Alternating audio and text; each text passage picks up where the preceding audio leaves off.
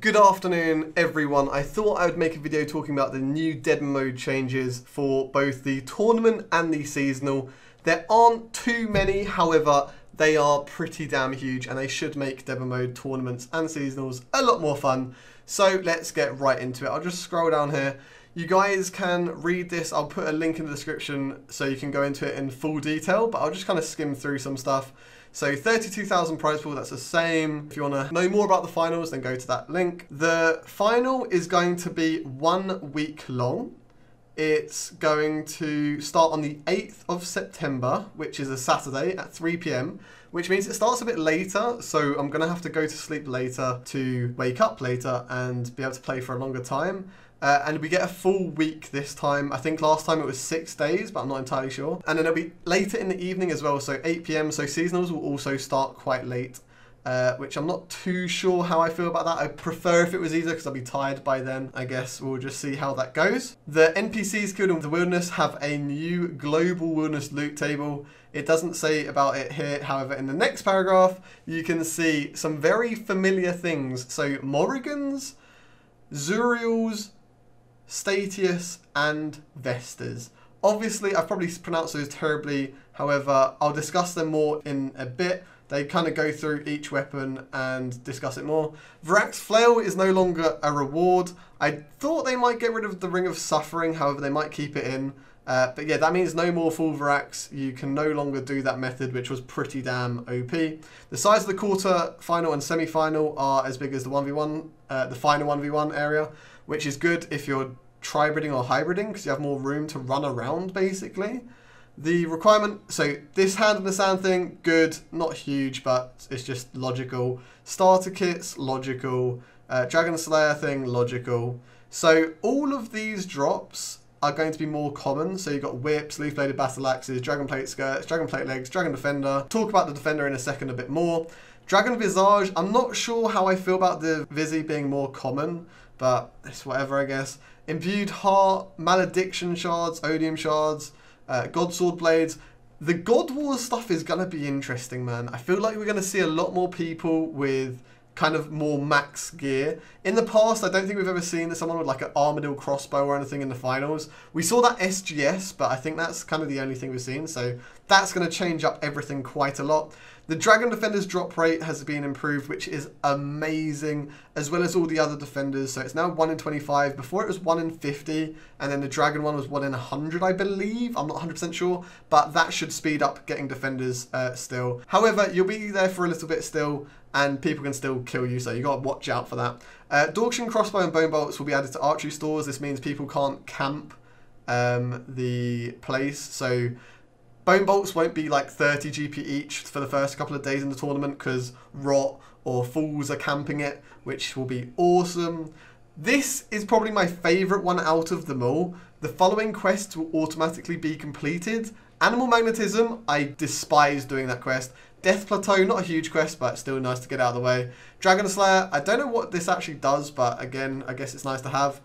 Heroes Quest, you can charge your glories and stuff. I'm not entirely sure on that as well. I don't know why that's a big thing, but fair enough. Lost Tribe is pretty good. I'm not entirely sure, again, because I'm a big noob, I don't ever use that. However, Monkey Madness is a huge one.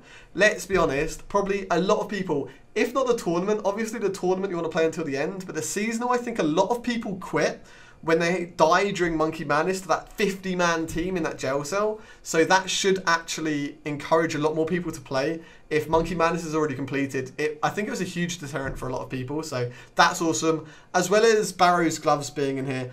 I think Barrow's gloves are going to be in the tournament. So you're not going to have to make a regen bracelet anymore or rock it with a combat bracelet. You should be good now. And finally, well, not finally, we've also got the global loot table. Basically everything you're going to get less of because you're going to get more food more often. Not too sure how I feel about that. I feel like runes should be really just chucked into the game because they should never be expensive, because it's ridiculous when it's really difficult to PK because everything's so expensive and you're not getting the kills which kind of refund that money you've invested into PKing, but we'll see how that goes. And then finally TB, it will now last for 150 seconds or for 75 if you're praying mage. That should help people. However, there is always a way you can escape people. I could make a video in the future on that, but this is, I guess, a nice little change for those solo players that don't want to get TB'd by those teams. But yeah, there is always a way to escape. Always remember that. So, earlier we discussed the Zuriels, Morrigans, Vestas, Statius. So these are the actual statistics of what they do. I'm not too sure how good the throwing axe will be. The drain rate might be good in the final multi area, because if you're draining someone's run and they can't run around in the final area, that's going to make them such an easy target for people.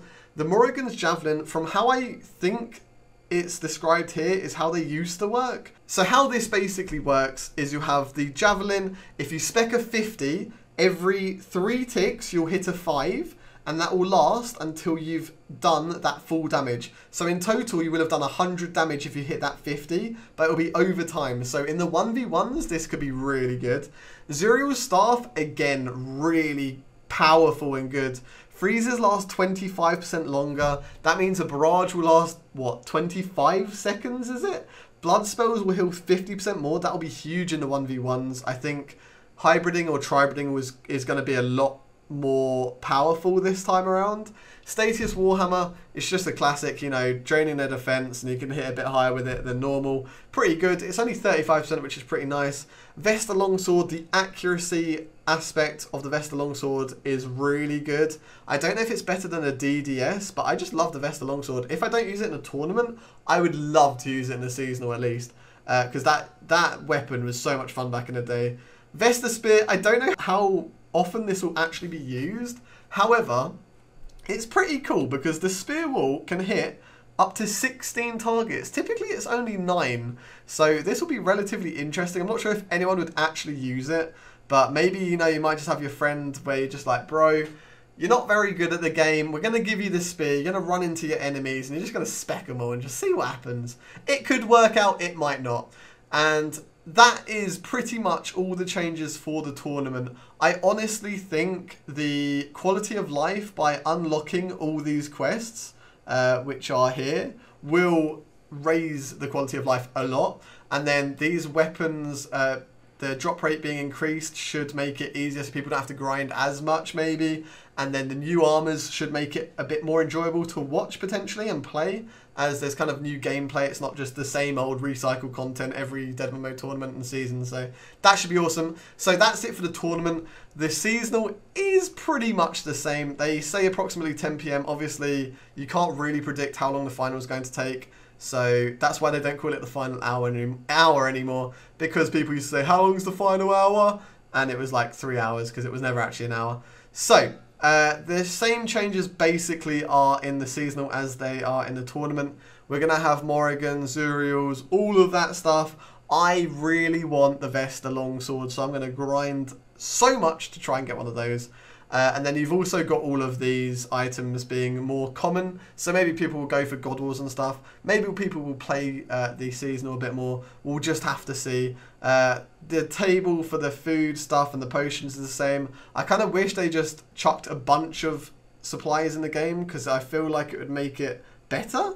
Because at the end of the day, Deadman Mode Seasonal should just be seen as a place where people can log in, train a little bit, make a little bit of money, and then go PK. You shouldn't have to grind loads to go PK, because the second you die, it's just like, well, I have to grind loads to PK again. I'm not doing it.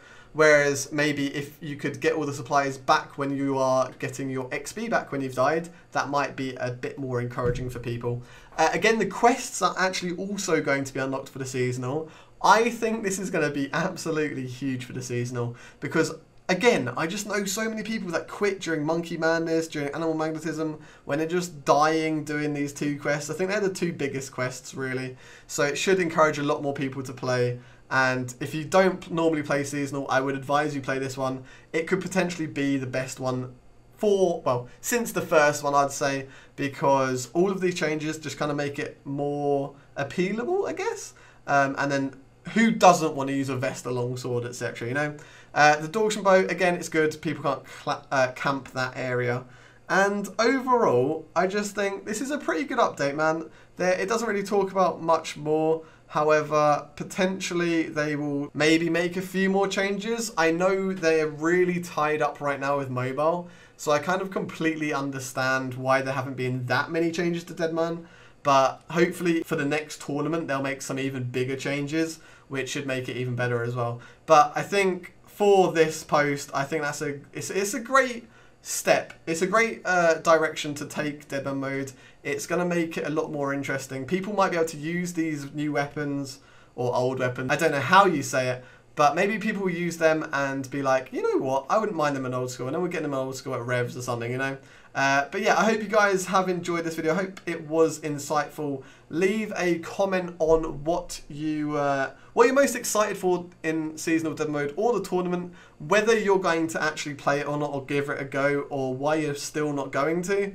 And apparently, Vesta has created a guide on how to start the seasonal. So if you have never played Deadman mode and you would like to give it a go watch Vesta's video on what is Deadman mode, as that may give you a couple of tips and help you plan out your first ever season. I hope you guys have enjoyed. Give this video a thumbs up if you're very excited for Deadman mode. I'm always excited. I don't know what it is, but I'm just so addicted to it. And hopefully, if you have qualified, I will see you in 3 weeks.